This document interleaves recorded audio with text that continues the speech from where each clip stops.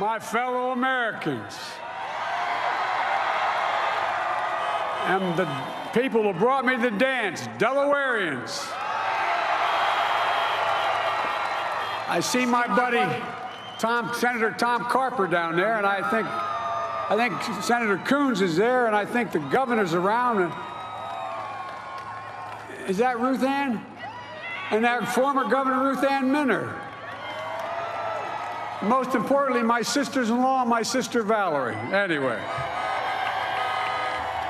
Folks, the people of this nation have spoken. They've delivered us a clear victory, a convincing victory, a victory for we the people.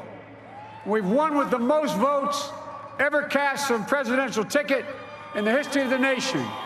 74 million.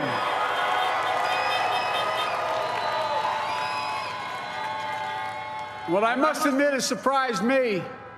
Tonight, we're seeing all over this nation, all cities and all parts of the country, indeed across the world, an outpouring of joy, of hope, renewed faith in tomorrow, bring a better day.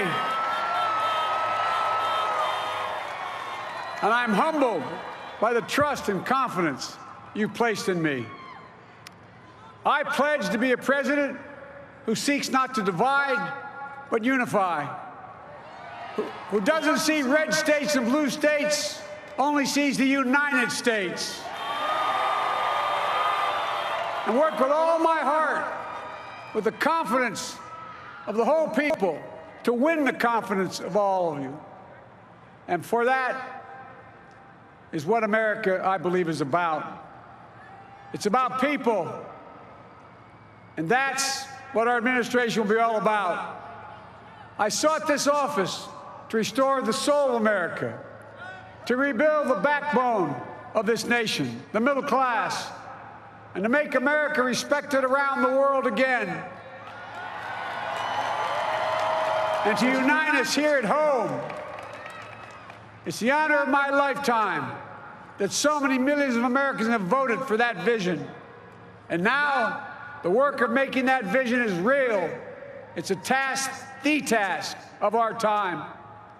Folks, as I said many times before, I'm Jill's husband.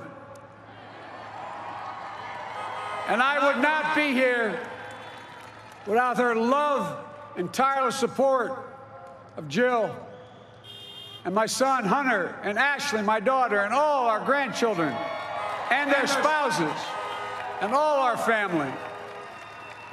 They're my heart. Jill's a mom, a military mom, an educator, and she has dedicated her life to education.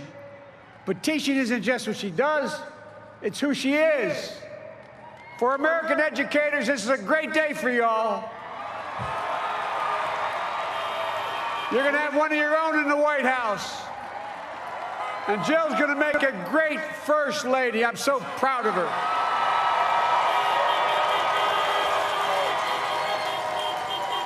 And I'll have the honor of serving with the fantastic Vice President who you just heard from, Kamala Harris,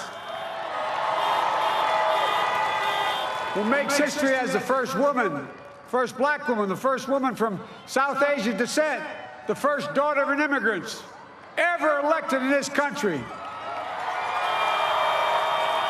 Don't tell me it's not possible in the United States. It's long overdue. And we're reminded tonight of those who fought so hard for so many years to make this happen. But once again, America's bent the arc of the moral universe more toward justice. Kamala, Doug, like it or not, your family, you become an honorary Biden, there's no way out. So all those of you who volunteered and worked the polls in the middle of this pandemic, local elected officials, you deserve a special thanks from the entire nation.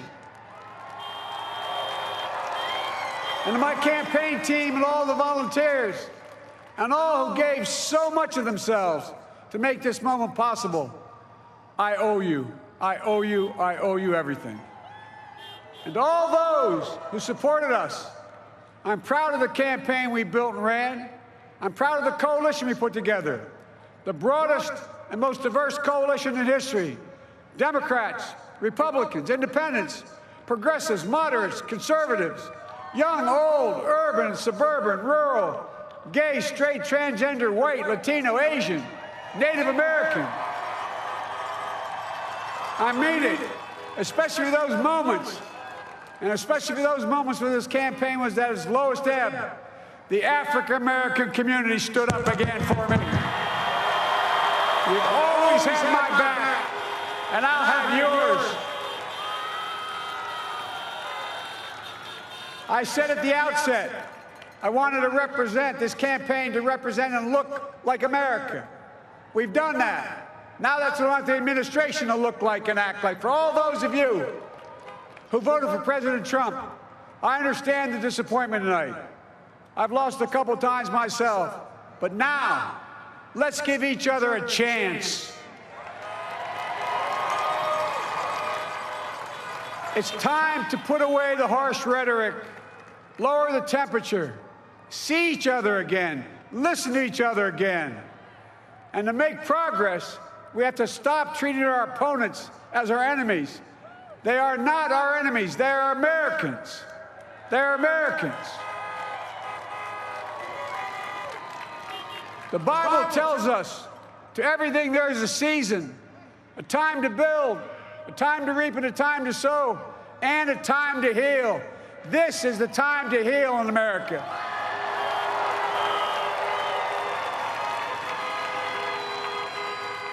Now this campaign is over. What is the will of the people? What is our mandate? I believe it's this. Americans have called upon us to marshal the forces of decency, the forces of fairness, to marshal the forces of science and the forces of hope in the great battles of our time. The battle to control the virus, the battle to build prosperity, the battle to secure your family's health care, the battle to achieve racial justice and root out systemic racism in this country, and the battle to save our planet by getting climate under control, the battle to restore decency, defend democracy, and give everybody in this country a fair shot. That's all they're asking for, a fair shot. Folks, our work begins with getting COVID under control. We cannot repair the economy, restore our vitality, or relish life's most precious moments, hugging our grandchildren, our children, our birthdays, weddings, graduations, all the moments that matter most to us until we get it under control. On Monday, I will name a group of leading scientists and experts as transition advisors to help take the Biden-Harris COVID plan and convert it into an action blueprint that will start on January the 20th, 2021. That plan will be built on bedrock science. It will be constructed out of compassion, empathy, and concern. I will spare no effort, none, or any commitment to turn around this pandemic. Folks, I'm a proud Democrat, but I will govern as an American president. I'll work as hard for those who didn't vote for me as those who did. Let this grim era of demonization in America begin to end here and now.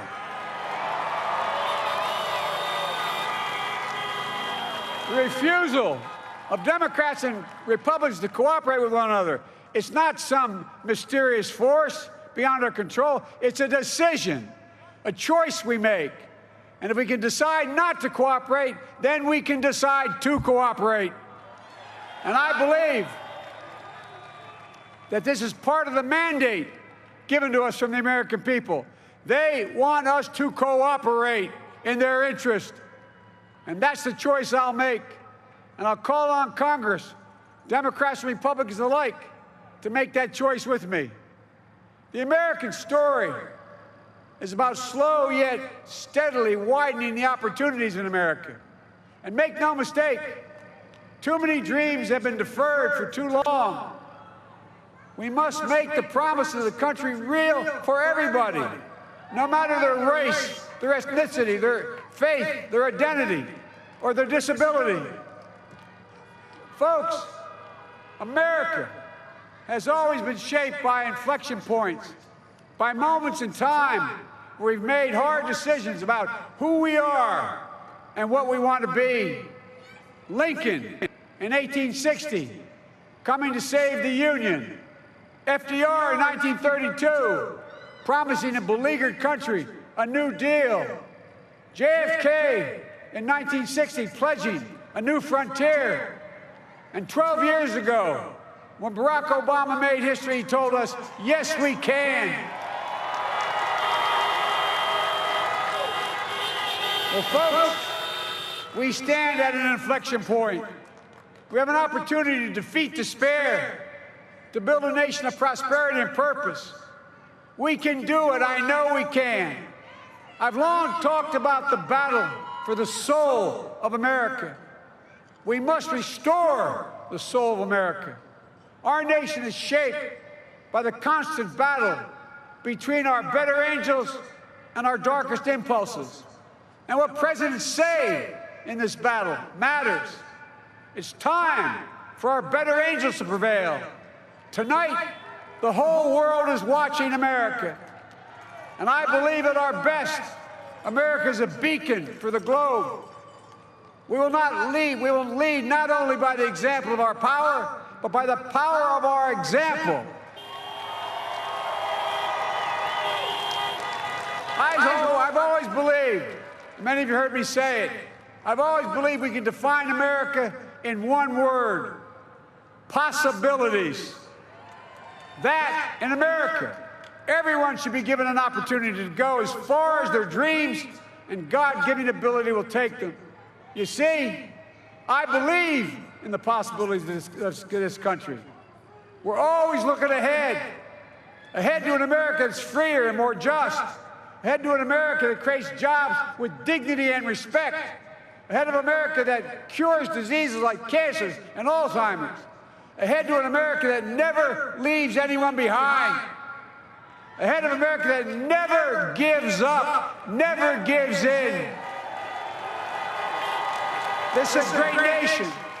It's always been a bad bet to bet against America. We're a good people. This is the United States of America, and there's never been anything we've been not able to do when we've done it together. Folks, in the last days of the campaign, I began thinking about a hymn that means a lot to me and my family, particularly my deceased son, Bo. It captures the faith that sustains me and which I believe sustains America. And I hope it can provide some comfort and solace to 230,000 Americans who've lost a loved one to this terrible virus this year. My heart goes out to each and every one of you. Hopefully this hymn gives you solace as well. And it goes like this: and he will raise you up on eagle's wings, bear you on the breath of dawn, and make you to shine like the sun, and hold you in the palm of his hand. And now together, on eagle's wings, we embark on the work that God and history have called upon us to do. With full hearts and steady hands, with faith in America and in each other, with love of country, a thirst for justice, let us be the nation that we know we can be. A nation united, a nation strengthened, a nation healed. The United States of America, ladies and gentlemen, there's never been anything we've tried we've not been able to do. So remember, as our grandpapa used to say when I walked out of his home when I was a kid up in Scranton, he said, "Joey, keep the faith." And our grandmother, when she was alive, she yelled, "No, Joey, spread it. Spread the faith. God love you all. May God bless America, and may God protect our troops." Thank you, thank you, thank you.